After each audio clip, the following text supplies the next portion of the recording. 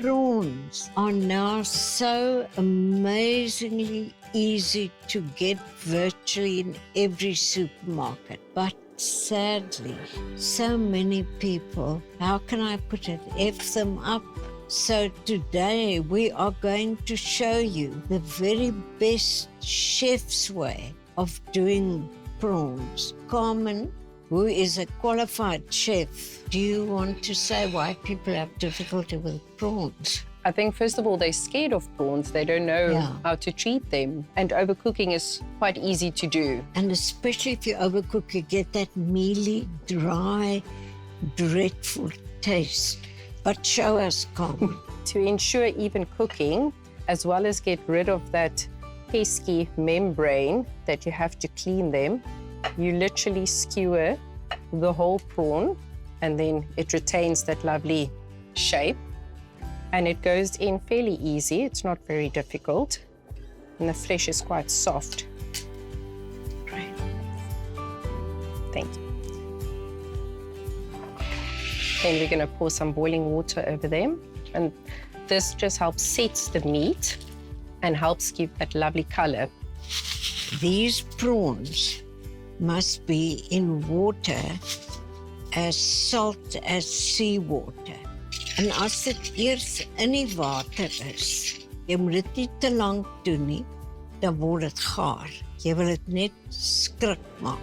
30 sekondes. Van skrik maak gepraat. Nou gaan ons hulle in yswater baie vinnig afkoel om die gaarmaakproses te stop. Soos genoem, hierdie is letterlik net om die kleur te set en die dop, sodat hy nie maklik uitmekaar uitval wanneer hy gebraai word nie. En jy begin reg agter die kop, waar die lyfie begin. En tot heeltemal op die punt van die stert, sodat jy hom heeltemal kan oopvlek. Wat ook 'n goeie idee is om dit oop te hou, terwyl jy eers hierdie kant braai en dan die ander kant, is om dit net met 'n tandestokkie deur te steek om dit oop te hou. Die resep is op ons webtuiste so.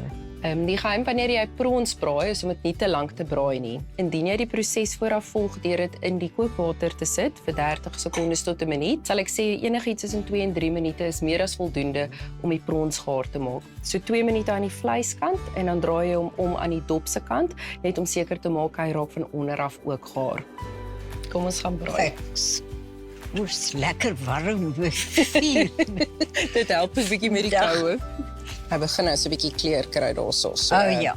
Nee, hy begin nou reg lyk. Dit lyk heerlik.